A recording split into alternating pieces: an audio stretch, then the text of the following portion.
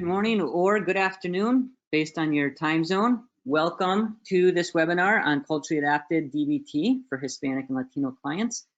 So this is part one of a two-part series. I have to admit, I almost had a panic attack when I was first asked to do this presentation in 1 hour, because normally when I train on DBT, it's not in terms of hours, it's in terms of days. So I was thankful that I was given two opportunities to present over 2 hour-and-a-half periods. But even so, having said that, I probably will be speaking fast to cover a lot of material. Slide. Next slide. Okay, so once again, my name is Kirby. I love to network. So if you have any questions following this presentation, please feel free to follow up by any one of these means. Now, I would love to dialogue with you. Next slide. Okay, so as previously mentioned, I do contract with the Department of Homeland Security to provide treatment services for refugees seeking political asylum in this country. It's a job I absolutely love. So I have tons of opportunity to do trauma treatment. Next slide. And normally when I do a training live, there's a whole stack of resources and materials. So obviously, since we're doing this virtually, you do not have access to the materials that normally accompany this training, but I do want to make you aware of those resources. So after the training, if you want to go into much more depth regarding the material that we're going to cover, here is one resource. It's basically a self-help workbook for your clients to work through at their own pace in conjunction with psychotherapy. Next slide. And another resource I want to make you aware of, this is a collection of handouts for the different skills we'll be going over. In this particular training, I'll mostly be presenting the basics and the kind of the background of DBT. But definitely in the next training, the second part of the series, we'll be going over lots of specific skills. And all of those skills are included as handouts that you can print for life in this book. And by the way, we are currently working on a Spanish translation of this resource. Just FYI, hopefully that's available soon. Next slide. Okay, so since this training is specifically about adapting DBT to Hispanics and Latinos, let's first talk about this demographic.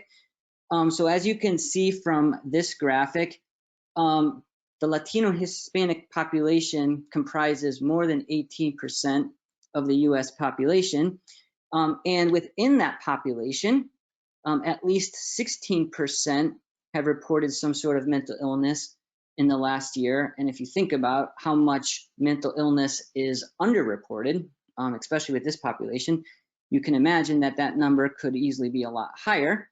But just working with those figures there, that already constitutes over 10 million people, which is comparable to the population of New York City. So obviously we are talking about a very statistically significant population here. Okay, next slide. Okay, so a topic I covered in more depth in a previous training is all about who are Hispanics and Latinos in the first place. So I'm not going to go into that much detail this time, but suffice it to say, Hispanics and Latinos are far from a homogeneous or monolithic population. So not only do Hispanics and Latinos come from many different countries, they even come from a wide variety of different racial backgrounds. So when you're working with a Hispanic or a Latino, they might come from some sort of indigenous background, or a European background, or an African background, or even an Asian ancestry. So keep that in mind as we work through the training. Next slide. Okay, so it probably goes without saying, but I'll say it anyway. The topic of mental health is a theme that is very stigmatized within the Hispanic and Latino population, which leads to lots of silence on that topic. which further exacerbates lots of issues that are already related to immigration. And so one of the purposes of this training is to start to break down some of that stigma and to start to break some of that silence. So hopefully we accomplish that as we go through this training. Okay, next slide. Okay, so DBT has been shown to be extremely effective in treating borderline personality disorder and lots of other disorders related to borderline, in addition to lots of other symptoms related to borderline. But there isn't a ton of research yet on how DBT can be adapted to Hispanics and Latinos specifically. And that is certainly not unique to DBT. I would say with every major treatment model out there, there's tons of research demonstrating that any given model is effective for a mainstream Caucasian middle class population. But there isn't a ton of research on most models showing how that research can also be adapted and effective for minority populations. So the good news is there is some initial research demonstrating that DBT can be adapted very well for this population. Next slide. Okay, so if we're going to adapt any model to a specific population, we have to know a little bit about that population, obviously, including especially what does that population value. So some pretty well-known, very common, very typical cultural values that tend to characterize Hispanics or Latinos are the following. So one example is a heavy emphasis on family, so family structure, strong devotion to family. Another cultural theme you might come across is what's sometimes called fatalism. So in other words, this idea that, well, it is what it is, it can't really be changed. I guess we'll just have to deal with it and accept it. Another pretty common cultural value that you will most likely come across is a high degree of respect for authority figures or for people that are older than you.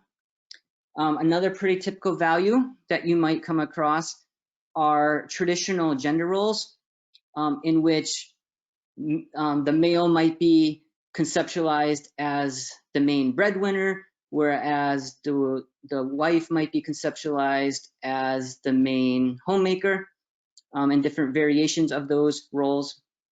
And then finally, another value that you'll probably come across with this population is an emphasis on relationships, especially in terms of prioritizing relationship over performance or accomplishing some kind of task or goal, right? So in mainstream American culture, we tend to value task and performance, even if we have to step on someone else's toes to do that, right? Among Latinos and Hispanics, relationships are generally more important than personal ambition. Okay, so those are, like I mentioned, pretty typical values. So if we're going to adapt DBT to this population, we're going to have to keep those values in mind. So throughout the training today, I will be touching on some of those themes a little bit, but much more so in the second part of the series when we go into more detail on specific DBT skills. Okay, so what is DBT? So what does it even stand for? So most of you probably know DBT stands for Dialectical Behavior Therapy. And I'm going to go on a limb and guess that most of you probably already know what therapy means. And I'm going to go on another limb and assume that most of you know what behavior means. But what in the world does dialectical mean, right? That's not a term we tend to throw around a ton in normal, everyday conversation. Right? In point of fact, dialectical really isn't even originally a psychology word. It is now. It actually is a term that comes from philosophy, and I'll go into a little more detail on that in a little bit. But for now, suffice it to say that when we use the term dialectics. What we're referring to is this idea that two different things that might even seem like complete opposites can actually both be true at the same time, right? So dialectics is all about this idea of bringing together opposites. And when you can bring together opposites, what that also means is you can start to look at things from a new perspective and deal with things from a new perspective. So in a nutshell, that's what we mean by dialectical. Next slide. So like I just mentioned, the term dialectics actually is a philosophy term. And in the history of philosophy, there is a long tradition, rich tradition of this concept, going all the way back to Socrates. So Socrates was a Greek philosopher, and he was famous for his Socratic method. That's still with us today. It's a technique that's used a lot in counseling, actually. And Socrates was famous for getting his students to think about things from new perspectives simply by asking his students lots of questions. In fact, by using this technique, Socrates could get his students to start to advocate for a perspective that was actually completely the opposite of where they even started. And so Socrates, he's actually the one that coined the term dialectic. So that was a new term even in the original Greek. And that term has been with philosophy ever since, right? So once again, dialectics is all about the ability to start to see things from a new perspective and maybe even the opposite perspective. So now we're going to fast forward all the way to the 1700s to a German philosopher named Hegel. What Hegel realized was it wasn't just Socrates and his students that learned to think and process dialectically. What Hegel realized was really this is how all human knowledge tends to evolve. So what Hegel noticed was, for every generation of humanity, there are some paradigms that seem to explain, whatever the data points are, whatever the observations are that we're noticing. And so when we come up with a theory, to explain any given body of evidence, and that theory becomes the prevailing paradigm, Hegel called that the thesis. And the thesis lasts for as long as it lasts, but inevitably what happens is someone else comes along and someone else notices some outliers. So some bits and pieces of evidence that actually don't fit the current prevailing theory.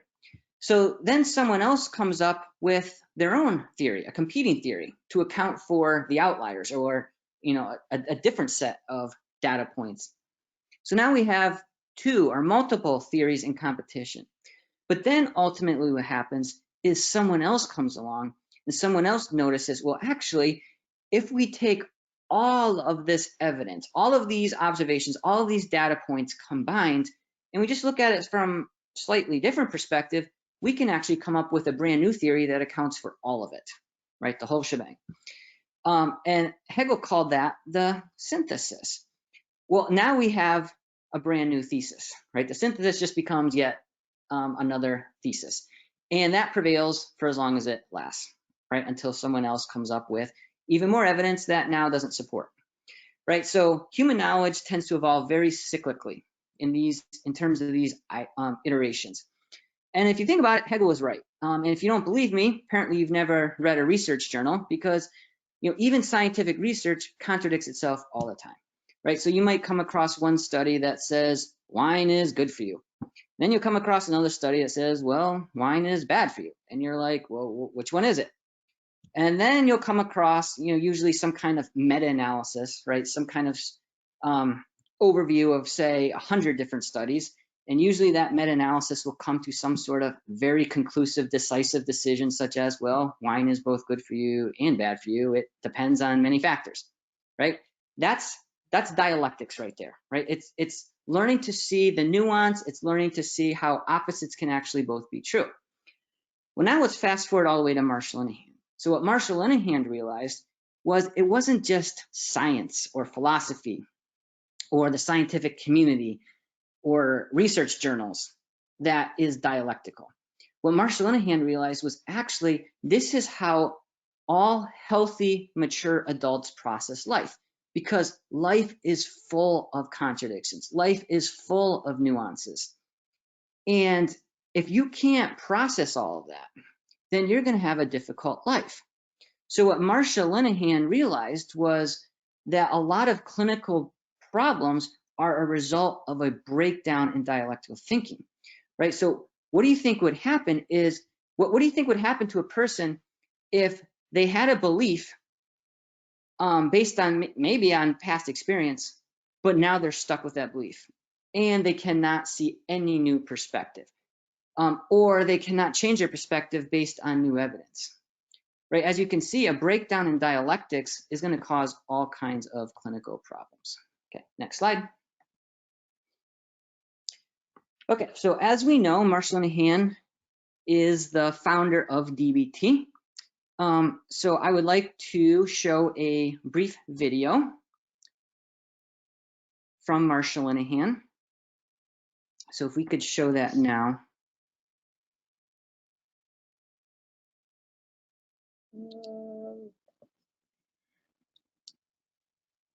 Okay, here we go.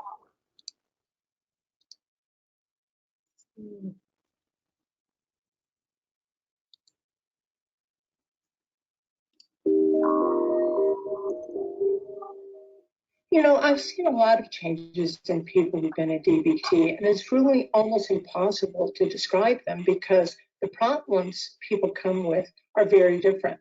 And our goal is developing lives worth living, and that looks different in different people. My main goal for people who come into therapy is that they get out of hell. That's my first goal. And my second goal is that they stay out of hell. And this is one of the main reasons that we teach skills, because skills are aimed at helping individuals build lives that they themselves will experience as worth living.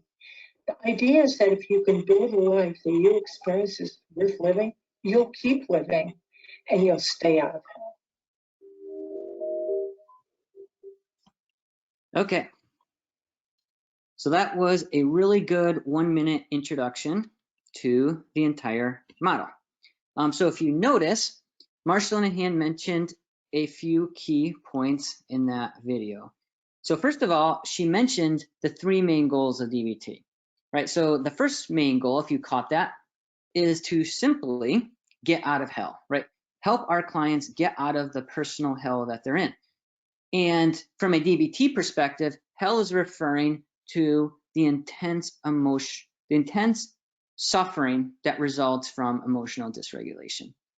And then the second goal that Marsha Linehan referenced was helping them stay out of hell, right? Once they're out of hell, let's keep them out of hell. But then the third goal that Marsha Linehan mentioned was helping our clients actually build a life worth living, right? So DBT is not just about getting out of hell and staying out of hell. In other words, it's not just about harm reduction.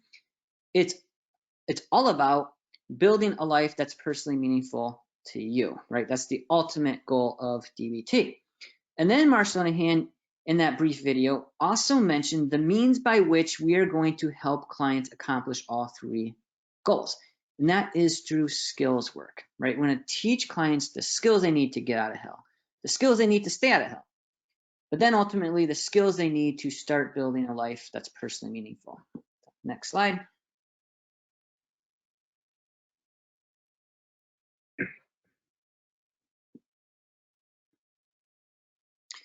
Okay, so there's no way to really understand DBT as a model if we don't first have at least a preliminary understanding of borderline personality disorder. And the reason for that is because DBT was specifically designed to treat borderline symptoms. So normally when I do longer trainings, we have a long discussion on borderline, so we're not going to have that luxury today. But in essence, borderline is basically a disorder of complete chaos, right? So chaos of emotions, chaos of beliefs, chaos in behavior, chaos in relationships, chaos in environment. So just lots of chaos. So where does that chaos come from? Next slide. So Marsha Linehan developed what she called the biosocial model to explain how borderline personality disorder results. And once again, I wish we could go in a lot of depth with this, but we're not going to be able to today. But suffice it to say that Marshall and Han identified specific biological factors which seem to influence the development of borderline symptoms, but she also noticed environmental factors which seem to play a role, just as much a role, in fact, maybe even more of a role. So obviously, this idea of both nature and nurture is certainly not unique to borderline, right? You can take any random disorder and start to tease apart what are the biological factors, what are the environmental factors. But with borderline, the biological factors and environmental factors seem to be specific to the disorder. So we could talk a lot about specific biological factors. For the sake of simplicity, I'll just throw a couple examples. So one example is temperament, right? Temperament seems to play a role in the development of borderline symptoms. So temperament refers to our basic innate personality structure, even before environment or socialization has a chance to play a role. So when it comes to borderline, there's three temperaments in particular that seem predictive. One is a very sensitive temperament. Another is a high maintenance temperament, so just a more difficult temperament to deal with. But another possible temperament is not a specific temperament, but a temperament that is simply an outlier. So it's a temperament that is very different than any other temperament in the family. So another biological factor that seems to play a causal role in terms of developing borderline symptoms is something as basic as sex. So when we use the term sex, we're referring to just raw biology, so XX chromosome versus XY. And so, as we know, more females tend to be diagnosed with borderline than male. And we could have a whole discussion on that. But for the sake of simplicity, I'd like to switch to nurture. What Marshall and Han noticed was overwhelmed. If you take all of the environmental factors combined, what Marshall and Han noticed was that they all boil down to one single theme. And Marshall and Han identified that theme as invalidation, right? So this is a very important term, and I'll probably be referencing this quite a bit as we go through the training. So I want to make sure we understand what we mean by invalidation. So invalidation basically refers to any time we somehow discount someone else's experience. Now, invalidation could be really simple and subtle. It could be as simple as saying something like, well, that didn't hurt, when clearly it did. And I'm not trying to imply that making that comment one time to one person and now they're going to be doomed to a lifetime borderline. I'm not suggesting that, but that is an example of invalidation. However, do you think it's possible to develop full-fledged borderline if you receive an entire childhood of those kind of messages over and over and over again? The answer is yes, actually that's possible. And I'll explain why in a little bit. So invalidation, like I mentioned previously, can be pretty simple and subtle, but can also be absolutely egregious. So in my opinion, the worst form of invalidation is probably sexual abuse. And I could point out research to back up that claim. So if you think about it, sexual abuse, especially when it's chronic and reoccurring, basically sends the message that nothing about you matters, right? You don't matter physically, you don't matter mentally, you don't matter emotionally, you don't matter sexually, you don't matter spiritually, right? You don't matter. Okay, so what Marshall and Han noticed is, yes, we have to have certain biological predispositions, but once those are in place, if in addition we have lots of reoccurring invalidation, now that person is very susceptible to developing borderline personality disorder. So Marshall and Han described the transaction between nature and nurture. So it's not just nature alone, it's not just nurture alone, it's how these two combine. So let me give you some examples of what I mean by that. Let's circle back to temperament. Do you see how a very sensitive temperament will also be much more sensitive to invalidation, right? Both real and perceived. Do you see how a high maintenance temperament will probably elicit more invalidation in other people, especially caregivers? Okay, do you see how if you have just an outlier temperament, your temperament is just incompatible with the temperaments of everyone else in the family, do you see how inherently you will feel invalidated, right? So once again, we have this complex interplay between biology and environment. So let's circle back to gender. So I previously referenced sex as just raw biology. Gender tends to refer to more in terms of socialization, especially in terms of masculinity and femininity in the spectrum for both. So if you think about it, which gender tends to be more invalidated, right? Probably females. So once again, it's not just an example, it's not just a matter of raw biology here, right? It's nature and nurture both. And we could debate all day long, you know, do they tend to be overdiagnosed with borderline? Yes, I'm sure you can make that case. But you could also make the case that males tend to be underdiagnosed. So that's just a really brief intro to the biosocial model. But the main takeaway from this entire slide is that what mostly drives in borderline is this idea of invalidation. So this model does not give us a precise scientific way to predict who will develop borderline, but it does help us identify the risk factors.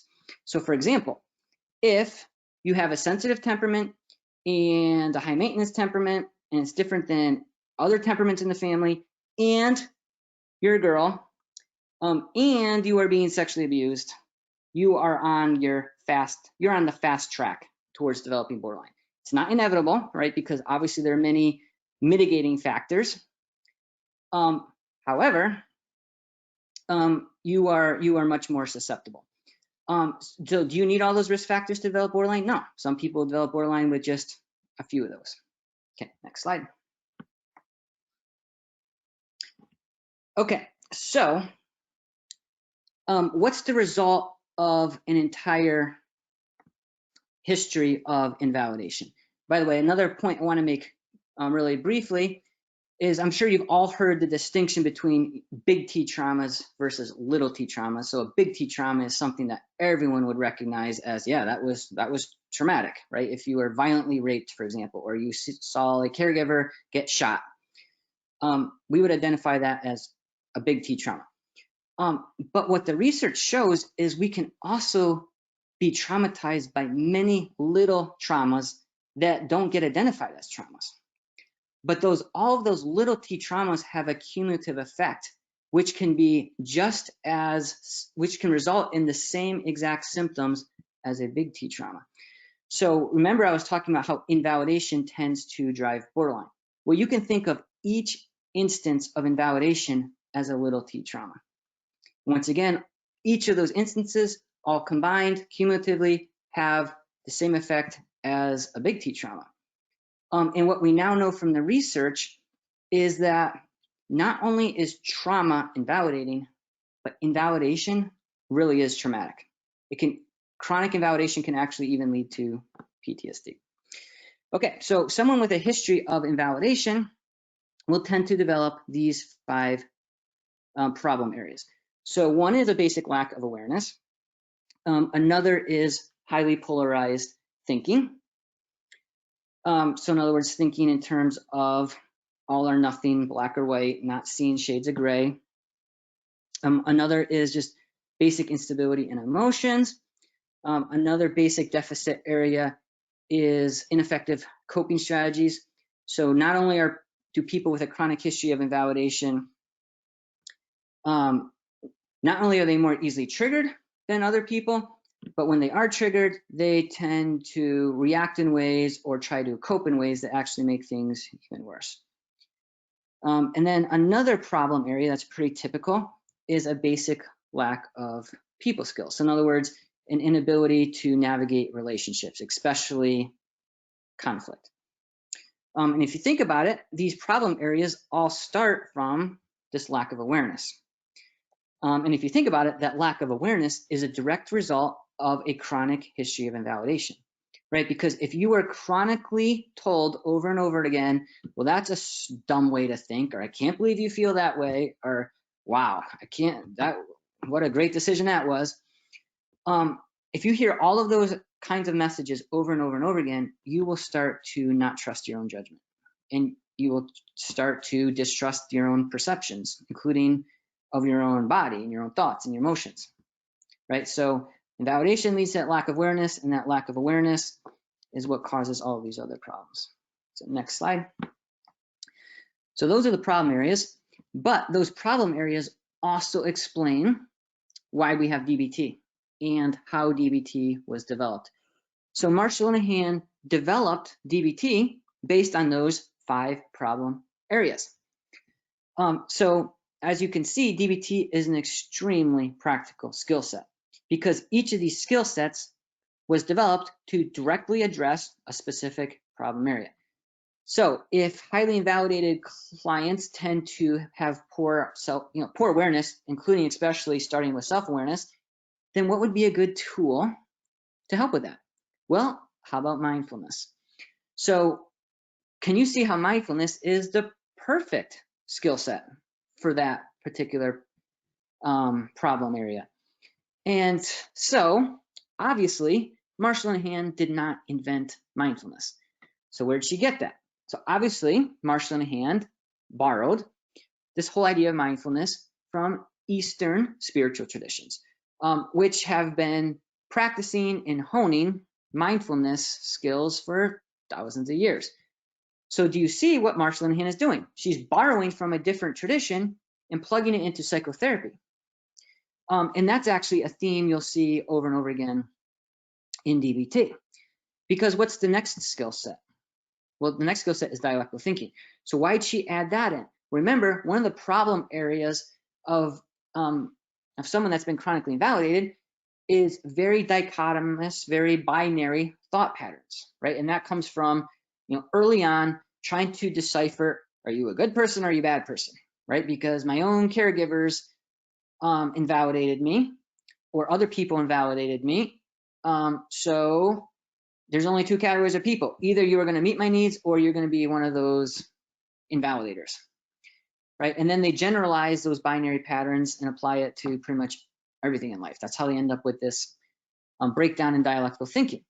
So if that's the problem, what do we need to address it? Well, I already said the answer, dialectical thinking. So did Marshall Linehan invent the concept of dialectical thinking? Of course not. Well, where did she get that from? Well, like we already mentioned, she got that from Western philosophy. Okay, do you see how Marshall Linehan is all over the map here, right? She's getting mindfulness from Eastern spirituality, but she's getting dialectical thinking from Western philosophy, right? 2 traditions that, trust me, don't have a ton in common or much interaction throughout history. So what we can see is, once again, Marshall Linehan's ability to basically cherry pick from very diverse traditions to come up with something that will be effective to treat borderline symptoms. Emotion regulation is pretty self-explanatory, right? So if people with borderline tend to be emotionally unstable or emotionally explosive or have emotional lability, well, what's the solution there? Well, teaching some kind of regulation skills. So remember, someone with borderline or a chronic history of invalidation also tends to have maladaptive coping patterns. So what's the solution there? Well, how about distress tolerance, right? How about teaching more effective coping skills? And then finally, remember, someone with borderline tends to have impoverished people skills, so communication skills, conflict management skills, etc. So that's why we end up with this fifth skill set, which is all about interpersonal effectiveness. Okay, so a quick point I want to make here regarding how to adapt DBT to Hispanics and Latinos. And actually, this is a point I make in all of my trainings. And this also ties into a theme I addressed in a previous training on the same platform here. And that is, we need to learn how to paraphrase as clinicians. Because if you look at these concepts, right, mindfulness, dialectical thinking, distress tolerance, interpersonal effectiveness, my first question is this how normal people talk? Not most of us. I don't talk this way. So I realize that mindfulness is starting to become more of a recognized term, right, even on the streets, so to speak. But it's still not a word that most people use in their normal everyday conversation. So one of the drawbacks of DBT is it's laden with lots of clinical jargon that sometimes needs to be translated even for English-speaking clients, right? I routinely use words other than these when I'm teaching DBT to clients. And that's especially going to be the case if you're doing DBT with a client that doesn't speak English, right? You're going to have to find ways to paraphrase. So even if I'm doing a session in English, I might not use the word mindfulness. I might use words like awareness and acceptance and being grounded in the moment, right? Being present right here, right now. Definitely the case with dialectical thinking, right? I've never heard a normal person use that word in a normal conversation.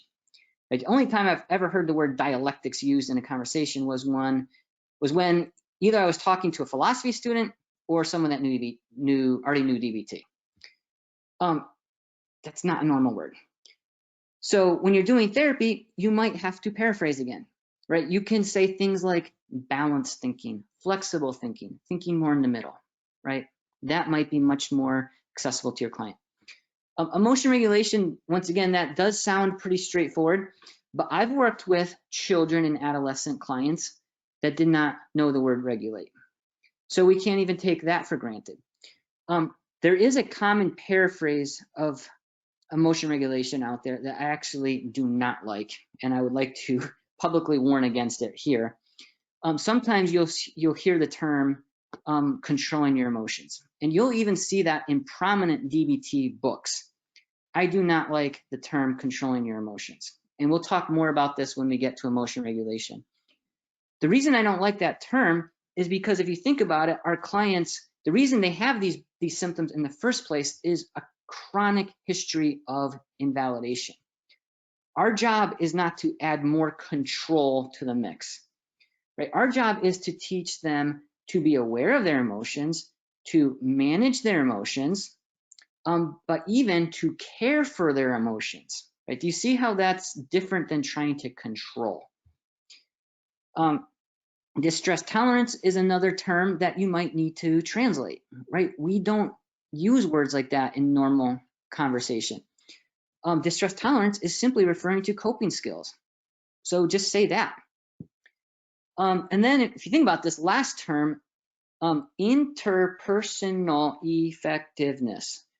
Okay, I just counted the syllables. That's 9 syllables. That's obnoxious, right? Normal people don't use 9 syllables to say something so basic. So instead of interpersonal effectiveness, just say people skills, relationship skills, communication skills, conflict skills, etc. Okay, so once again, whether you're doing your session in English or Spanish or another language, my recommendation is paraphrase. Okay, next slide. Okay, so I'd like to take you on a brief history of DBT. So this was the first manual that was published in the early 90s. What's interesting is, according to this initial manual, the title is Cognitive Behavioral Treatment of Borderline Personality Disorder. That's pretty interesting because the model was already called DBT. In fact, I don't know if you can see this on your screen, but the little blurb up top is a quote from someone that says, "This is the Bible of DBT." So clearly, this is a manual about and for DBT, but what's interesting is Marshall and Hayne is calling it CBT for borderline. And I think the reason for that is because at the time, right, CBT was the thing, right, and it's still mainstream. It's still very mainstream. And there was already decades of research supporting CBT. So CBT clearly had lots of Empirical credibility, had lots of good street credibility. People recognized the term. So that was Marsha Linehan's starting point. She was basically adapting current CBT specifically for a borderline population. So next slide. By the way, that original manual is the manual I used when I was being trained in DBT and when I learned DBT. This one is the current manual. It's the second edition. And I want you to notice a few changes here. So first of all, probably the most obvious change is she's officially calling it DBT now, right? CBT is not part of the title, it's DBT. Because at this point, DBT now can boast its own decades of research. Right, there's tons of research that demonstrates the efficacy of DBT in treating borderline personality disorder, not to mention many other disorders. Right, to this day, DBT is still the gold standard for treating borderline. So no other model has come along to surpass DBT specifically for borderline. But what's interesting about this manual is, did you notice she removes the reference to borderline? Why is that? Remember, the original manual was, CBT for borderline. Now there's no reference to borderline. Well, the reason for that is because as the research came in and is still coming in, what we now know is DBT is not just effective for treating only borderline, it's also effective for treating many other disorders. If you think about it, that makes complete sense. Because if you have borderline, right, which is obviously a personality disorder, chances are you have symptoms of like half a dozen other disorders at least, right? So I know we didn't have a full discussion of borderline, but borderline is basically a conglomeration of symptoms from many disorders. But another interesting point we can learn from the second manual is Marsha Linehan is no longer using the term treatment, she's using the term skills training, right? And I like that that reframe, because the reality is DBT will not necessarily treat every single symptom under the sun, right, including trauma symptoms, right? DBT won't necessarily take away, say, flashbacks or nightmares.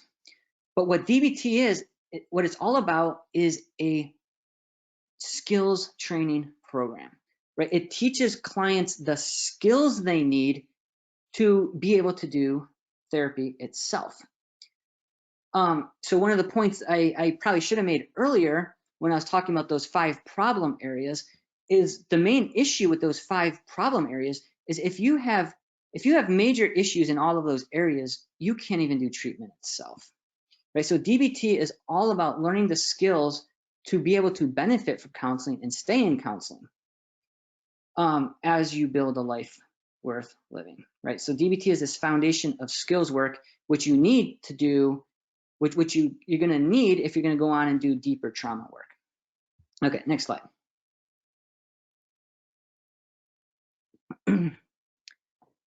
Okay, so what is DBT? Is it CBT or not, right? This gets confusing. Well, it really depends on how you define CBT. If you define CBT as Aaron Beck's original model, developed way back when, then no, that's not what DBT is.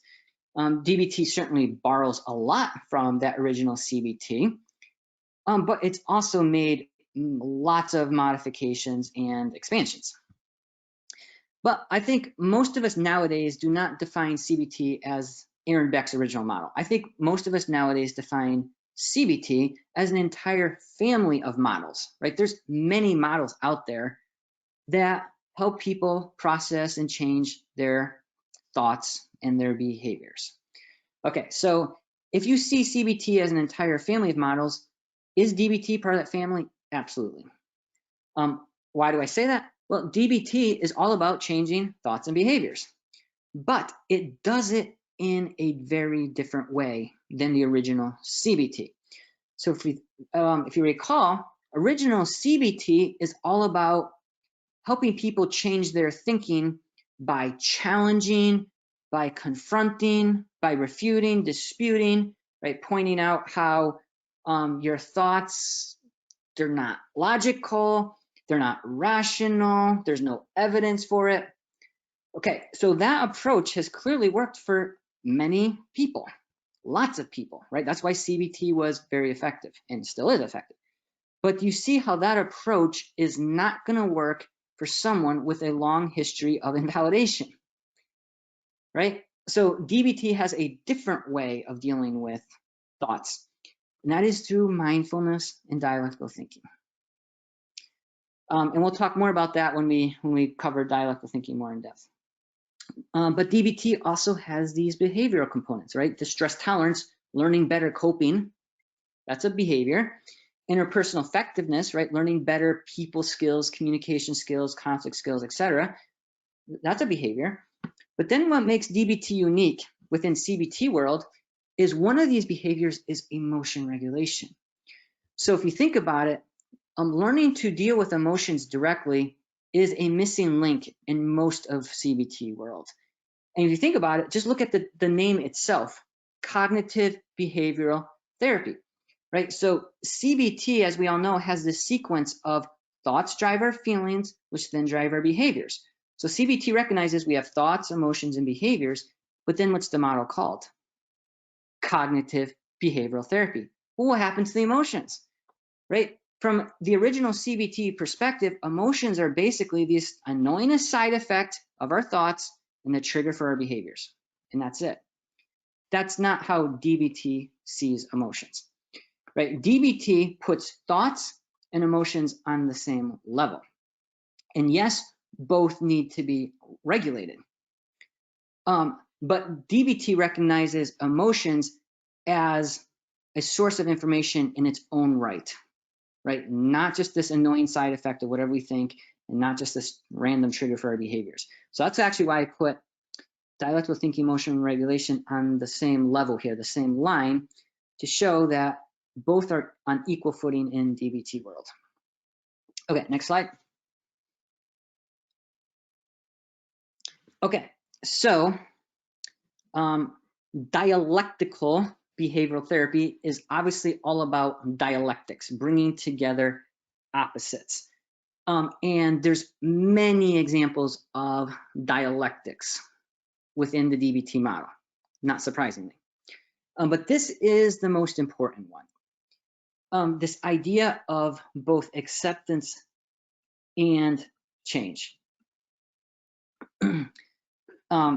So what Marshall Linehan noticed as she was working with her population that had been highly invalidated and was currently, emotionally dysregulated and chronically suicidal, what she noticed was, on one hand, this population desperately needed to be accepted for exactly who they were. Why is that? Well, due to their chronic history of invalidation. But then on the other hand, she also realized that the people she was working with desperately needed to change, like drastically, like yesterday. Why is that? Because they were living in hell, and because their coping strategies, quote unquote coping strategies, were making things even worse. So they desperately needed to be accepted, but they also needed to change. Now what? What do we do? Well, that's exactly why the model is called dialectical behavioral therapy, because it's all about bringing together opposites. So what Marshall Linehan realized is, well, I don't have the luxury between choosing between either acceptance or change. They need both. So the entire model is all about learning to balance both of these needs at the same time. So obviously, there's not always going to be this nice, clean harmony between the two competing needs. But on the other hand, these aren't really mutually exclusive either. Because if you think about it, when you accept someone and help them accept themselves, that's already a change. In fact, that's a huge change, right? If they've had an entire history of not being accepted, acceptance is huge, including especially self-acceptance. But if you think about it from the other direction, how can you change anything if you first haven't accepted that it's a problem, right? So do you see how acceptance and change are actually just two sides of the same coin? So DBT is all about balancing both of these needs. And every other dialectic that we could talk about within DBT world is some derivative of this basic underlying dialectic. Okay, next slide. Okay, and thankfully, both acceptance and change are built into the actual model, right? So mindfulness and distress tolerance are both acceptance skills. You're really not trying to change anything when you're mindful or tolerating some kind of current trigger or distress. But then DBT also has these change skills. So emotion regulation from a DBT perspective is learning a new lifestyle that will be conducive to a healthier, more stable emotionality. And interpersonal effectiveness is obviously learning the skills you need to develop, foster long-term and short-term relationships for that matter. So emotion regulation and interpersonal effectiveness are about lifestyle changes. Mindfulness, distress tolerance are really about acceptance. And what do you need to understand both realities at the same time? We need dialectical thinking, right? So do you see how the whole model supports this idea of both acceptance and change? Okay, next slide. Okay, so now we're finally gonna get a little more practical here. Not surprisingly, if we're gonna work with someone that has a chronic history of invalidation, one of the main things we're gonna have to do well as therapists is learn to validate well, right? And a point I haven't made yet, I'll make it at this point. So think of the population that we're talking about, right? So Hispanics, Latinos, especially if we're working with Hispanic and Latino youth or adolescents, right? Think of all of the invalidation that comes along with immigration, with assimilation, with acculturation, right? With trying to navigate, not really fitting in with a mainstream culture, a mainstream Caucasian, middle class, English-speaking culture, but also really not fitting in with the native cultures of parents, right? Just think of all of the systemic macro level invalidation that someone might be going through, in addition to maybe invalidation that's happening at the micro level of schools or families or peers, right? And factor in social media. And we have a whole nother layer of invalidation, right? So our clients might be receiving invalidation from all angles. That's why validation on our part is going to be critical. So this validation is what we need to be using at all times when we are teaching skills. So DBT is not just this cold mechanical approach to teaching skills. No, it's all embedded in this idea of validation. So Marshall and Han identified 6 different layers or levels of validation. So these different layers or levels are sort of like a hierarchy, in that a higher level depends on the previous levels, right? So these build on each other cumulatively. But this is not a hierarchy in the sense that a higher level is necessarily a better level of validation. That's not the case. Your job as a therapist is to figure out which of these levels is what your client needs. They might not need a higher level. In fact, a higher level might be what they don't need. But what's at the base of this so-called pyramid is that first level, right? At the very least, we need to be present and mindful as therapists, right? We certainly cannot be good validators if we're not even attuned to our clients, right? So that's the starting point. That's a given. But sometimes that is the only and actually the best level of validation we can provide, right? I've had entire sessions in which I was simply present and mindful and hardly even said anything, right? Especially if I was helping a client in crisis process the recent tragic death of a loved one, right? There's not too much I could have said that would have been very validating, but my presence could be the main source of validation.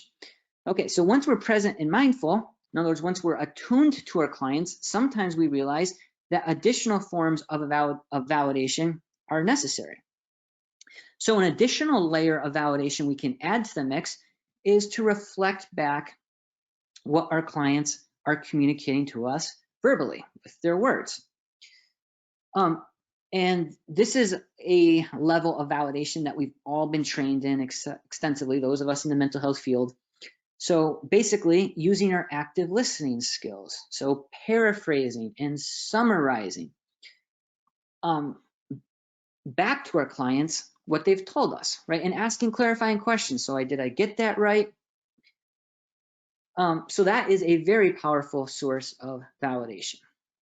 But another equally powerful source of validation is when we reflect back what our clients are communicating to us non-verbally, right? Through their body language or their facial expressions.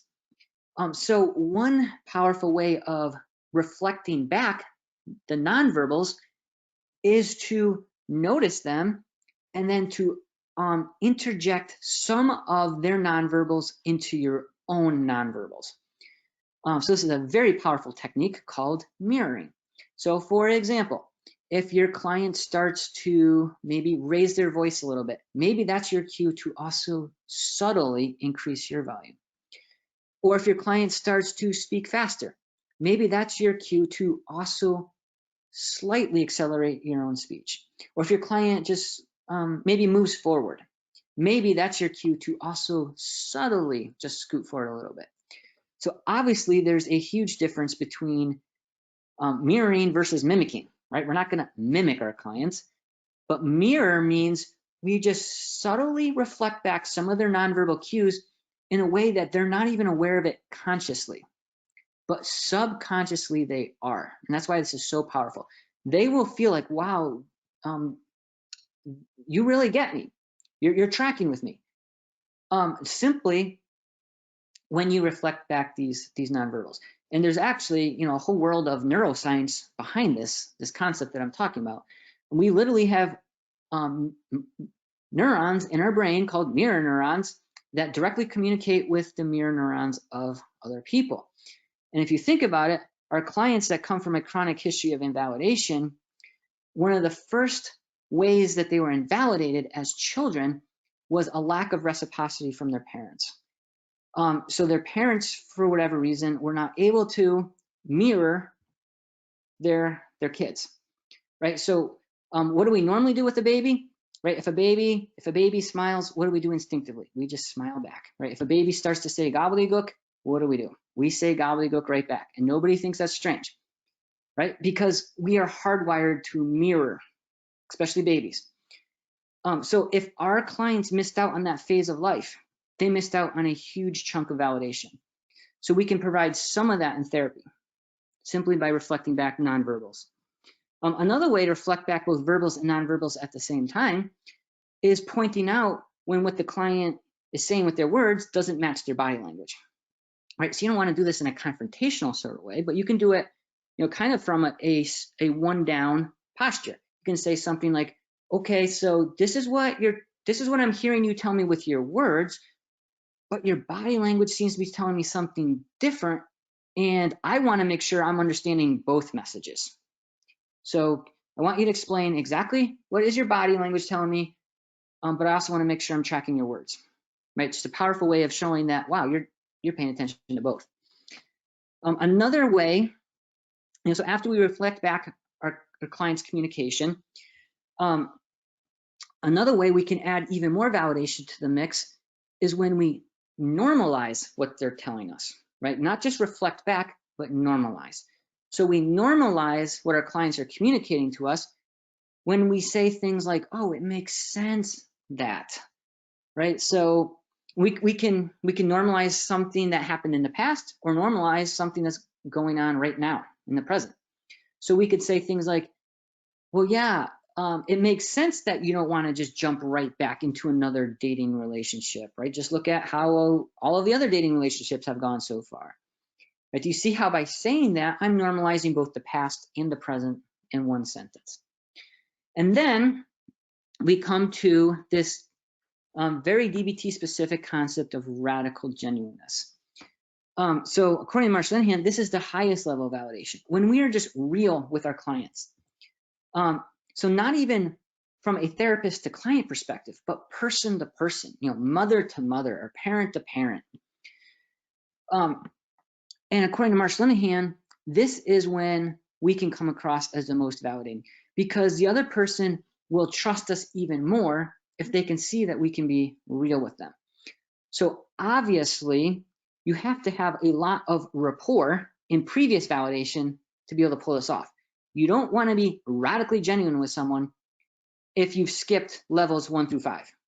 Clearly that won't work. Remember, this is a hierarchy in that each of these levels builds on the previous levels. So radical genuineness presupposes that you have 1 through 5 down and you have the rapport to pull this off. So does that mean you are just brutally real with all of your clients at all times? Of course not. So going back to a point I made earlier, it's up to you as the clinician to figure out which of these which of these levels of validation will best meet the current needs of your client. Okay, next slide.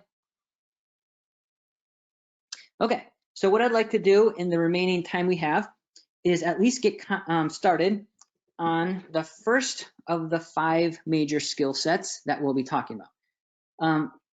And not surprisingly, the first one is mindfulness.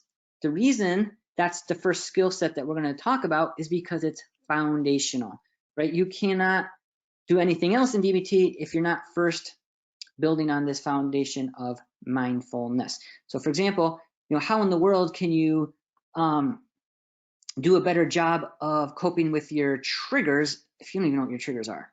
Or how can you think more dialectically if you don't even know what you're thinking?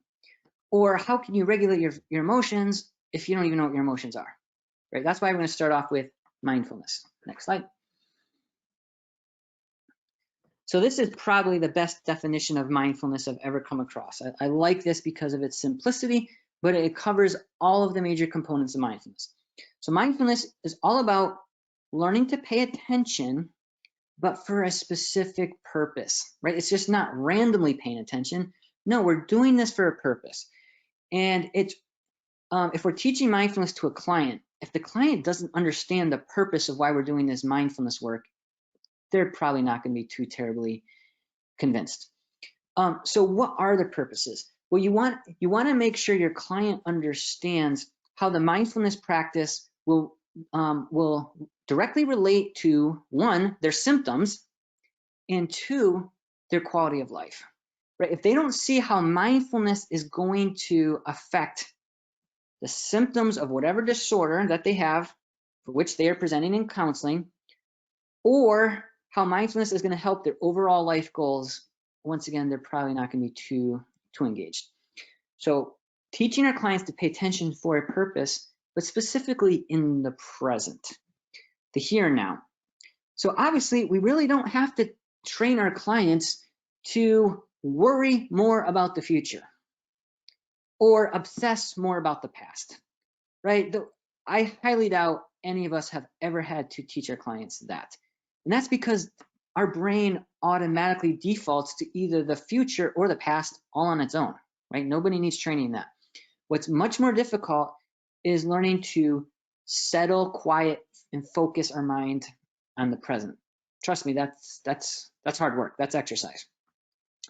But it's not just paying attention for a purpose in the present. It's doing so without judging the present.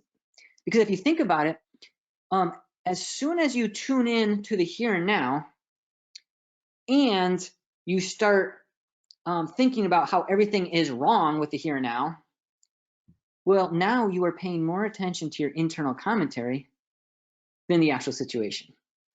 That's why mindfulness is all about learning to tune into the present, but just sitting with it, accepting it, as opposed to judging it, right? So once again, that's another layer of complexity. That's what makes mindfulness such a difficult skill to learn and practice and hone.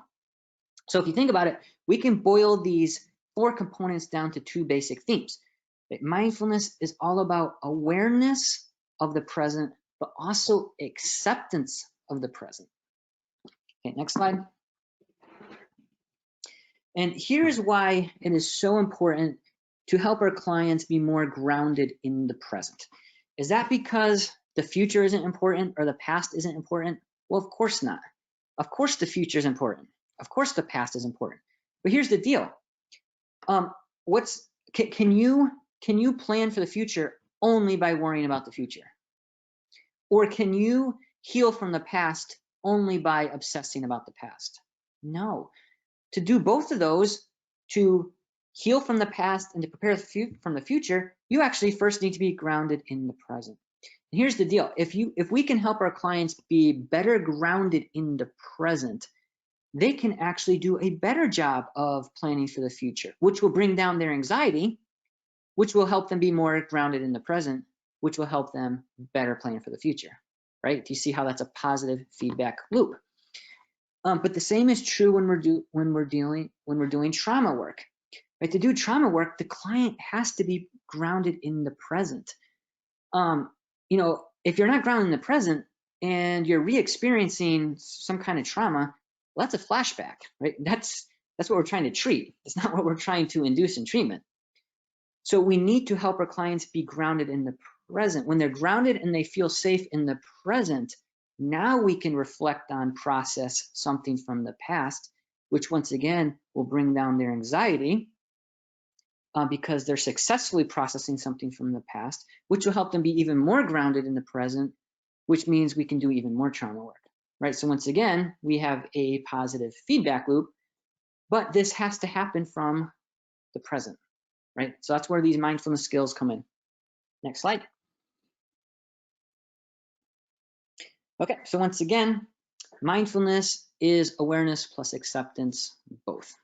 Next slide. And there is indeed decades of research indicating when we can teach our clients basic mindfulness practices, including and especially of the symptoms themselves, this is what happens, right? Their awareness of the disorder increases, not to mention many other things in their life. Their acceptance of the disorder increases, including many other things in life, which guess what? That has this ironic, paradoxical effect of actually treating those symptoms, right? Just being aware and accepting of the symptoms is part of what helps the symptoms to now be treated almost on their own, right? And this applies to any psychological disorder or medical disorder, if you can think of. Decades of research shows that awareness and acceptance of the disorder itself helps neutralize the disorder and thereby increase overall quality of life. So obviously we're not applying mindfulness only to the disorder and symptoms of the disorder, right? When we apply this to elements of their life well outside of the disorder, but regardless, it's the same effect. The more we help people increase both awareness and acceptance of life, the more life tends to get better. Pretty amazing. Why does that work? Well, we still don't even know exactly. We're still trying to figure out what is all of the neurobiology behind mindfulness and what makes it work. But what we do know so far is that it works incredibly well. Next slide. Okay, so when we teach mindfulness from a DBT perspective, we tend to have this idea of expanding awareness. So we start off teaching our clients mindfulness of physical experiences. In other words, mindfulness of their actual bodies. From there, we teach clients to be more mindful of what's going on in their heads, right? Internal or psychological experiences. And then from there, we can teach our clients to be more mindful of everything else in life, right? So we're progressing from physical to internal to external. And so next slide. There are many ways of teaching mindfulness of each of those levels. If we're going to teach mindfulness of the body, we can teach breathing exercises. We can teach mindfulness of different muscles, right? Think of progressive muscle relaxation. We can teach mindfulness of different movements, such as walking, dancing, running, skating, riding a horse, etc. We can teach our clients to be mindful of each of the 5 senses. And then we can also teach our clients to be mindful of other sensations, such as temperature and pressure, etc.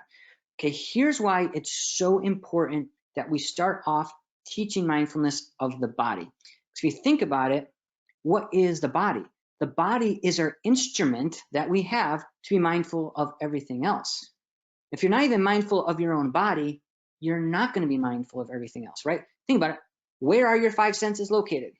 In your body. If you're not even mindful of your 5 senses and what that information is telling you, well, how in the world do you propose to be mindful of anything else, right? So mindfulness starts with somatic awareness. And actually, Bessel van der Kolk says the same thing. Especially when you're dealing with trauma work. Healing from trauma necessarily starts with awareness and acceptance of your own body. Okay, next slide.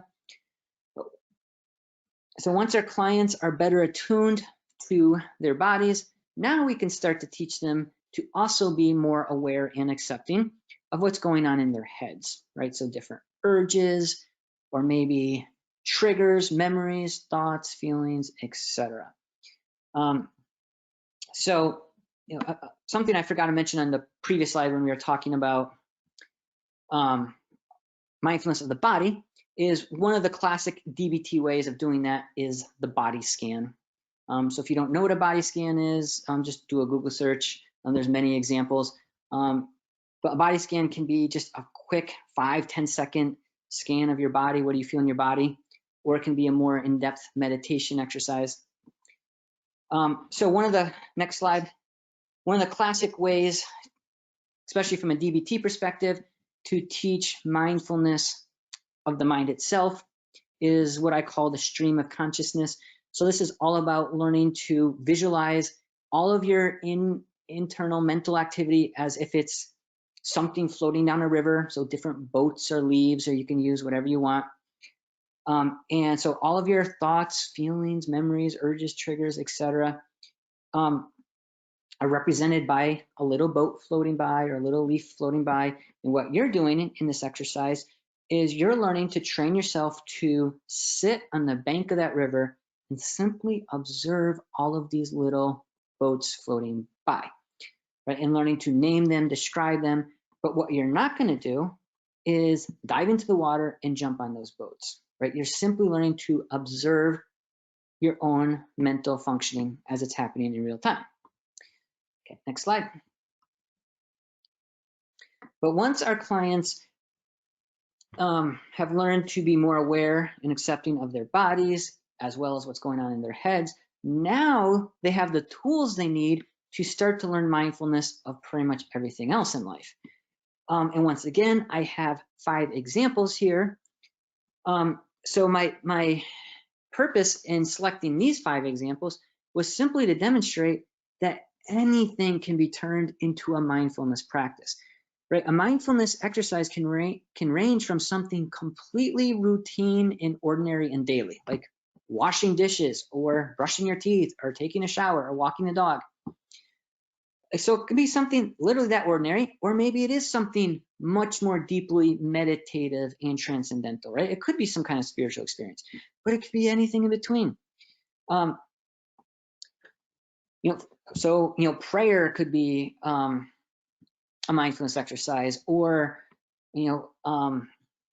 meditating on a passage from sacred literature could be a form of mindfulness practice, but it doesn't have to be a deeply spiritual experience. We can teach our clients to be mindful of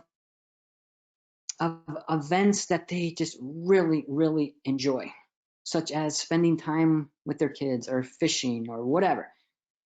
But we can also teach our clients to be more mindful of things that they cannot stand, right? Both are important, right? If we're not mindful of the small things in life that we should be cherishing, then we're missing out on most of life.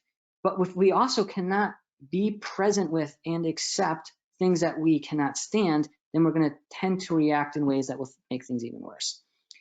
But mindfulness practice can even be something that we just imagine, right? It could be some kind of guided imagery.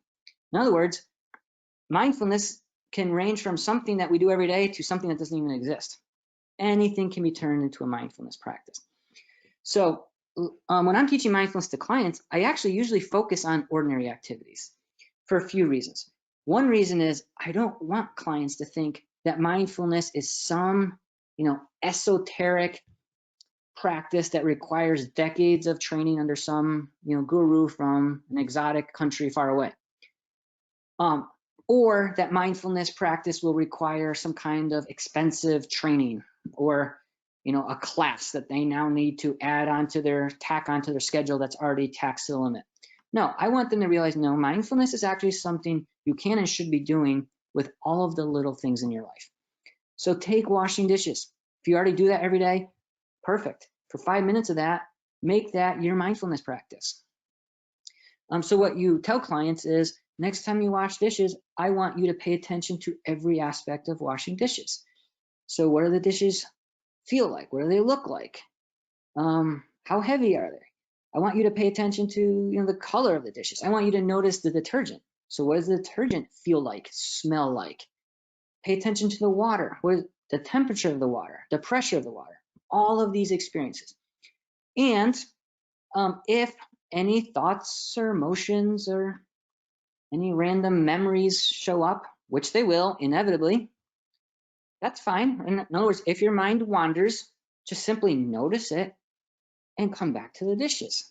Or if there's some kind of distraction in the environment, well, notice the distraction and come back to the dishes. So each time your mind wanders or each time you're distracted, does that mean you failed at mindfulness? No, of course not. The mind wanders on its own, right? Distractions will happen on their own. Mindfulness practice is noticing it and coming back. So instead of thinking every time your mind wanders as some kind of failure, no, that's another opportunity to keep practicing mindfulness, right? So simple exercises like that will help your clients get started with mindfulness practice. Next slide.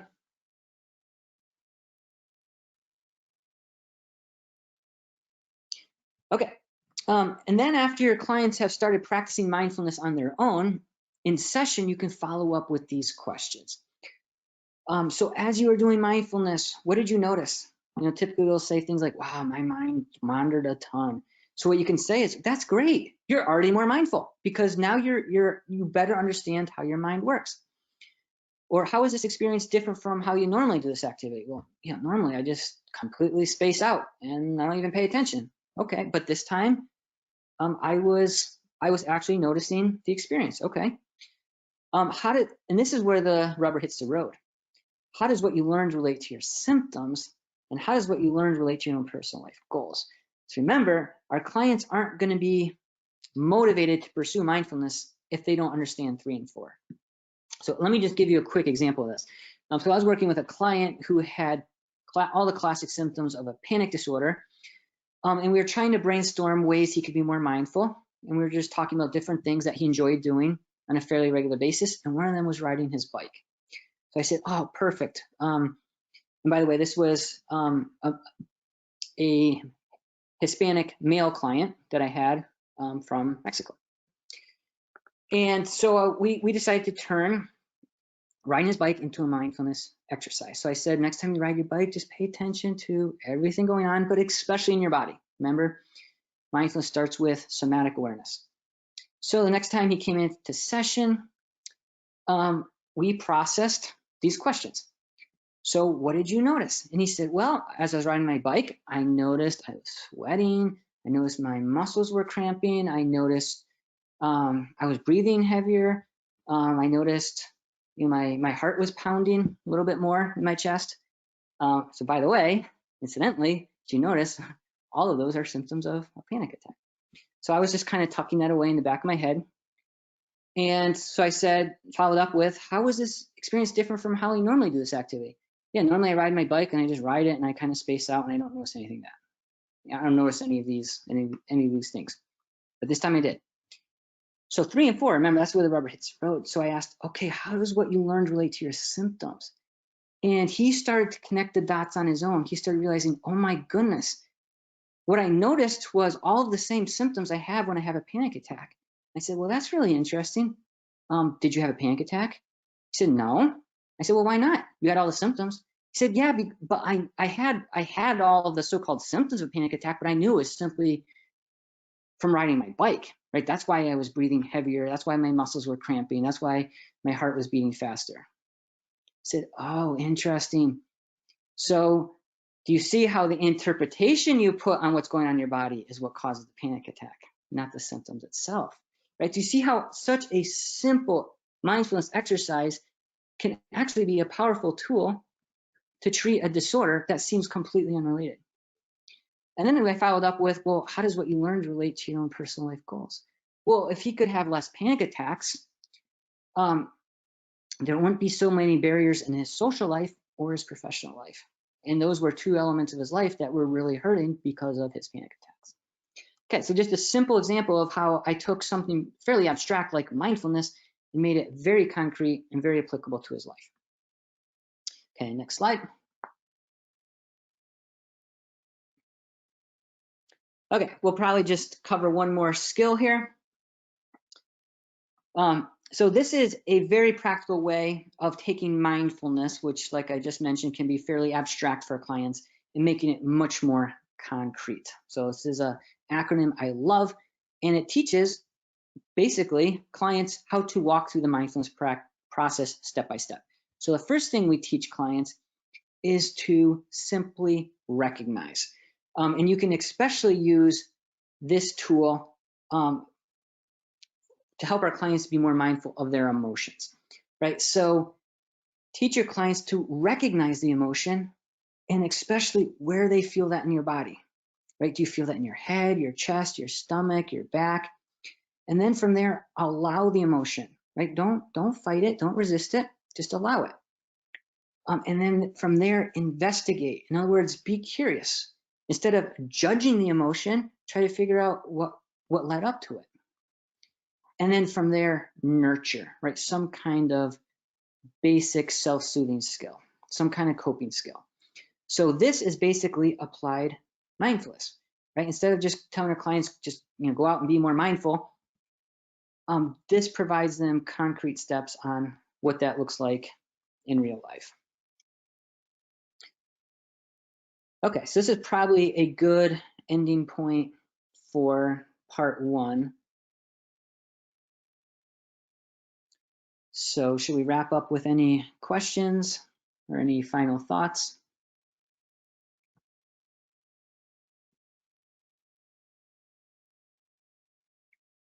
Yeah, let's just use this as the ending point. The next slide is the perfect segue for part two.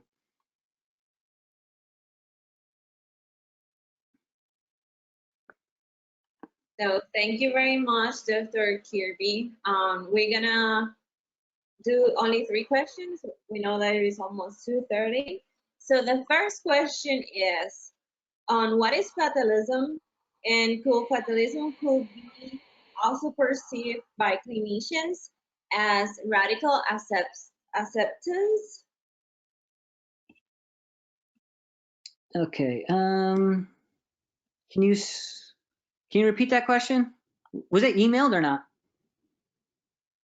No, I have it here. It was in the chat box. It was, the first question is, what is fatalism? Oh. And also, if fatalism could be perceived by clinicians as radical acceptance. Yes, so that's something we're going to talk about more in the next training.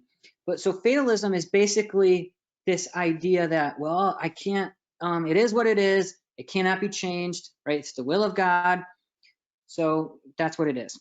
Okay, so on one hand, Hispanics have the advantage with the idea of radical acceptance because they're better at accepting a current situation. But radical acceptance is not, well, fine, if that's the way it is, so therefore there's nothing that can be done about it. No, radical acceptance is different than fatalism, because what radical acceptance is all about is, yes, this is what it is right now, but here are the elements I can change. And that's what's lacking in fatalism. And yeah, we'll talk about that theme a lot more next in part 2. Okay, thank you very much. The next question is, what are your thoughts on radically open DBT and adaptation for Latinx, Hispanics, or Chicanx populations? Yeah, so I'm super familiar with radically open DBT. Instead, what I have is a trauma-focused DBT, specifically to deal with traumatized populations. So I don't feel like I could do justice to your question right now on the spot. I'd be happy to follow up with you later, though. Perfect. We can send you the email. How do you say mindfulness in Spanish, and how you could explain it in Spanish where a client can understand what it is? Yeah, that's a great question. That's something I thought about a lot. You might use phrases like, vamos a hacer algo para que estés presente, en el presente. Or vamos a hacer un ejercicio para que tengas conciencia completa, justo en el momento. Right, sorry if that was a lot of Spanish for some of you. But in other words, paraphrase the same way you would paraphrase in English. Okay, I think that was the last question for today. Thank you to all the attendees that we have today. Here is the link for the survey and also the QR code. Thank you very much for your participation. Remember that we have the part 2 next Tuesday, July 28th at 1 p.m. Eastern time. Thank you very much, and thank you for such an informative presentation, Dr. Kirby. Thank you. Take care. Take care.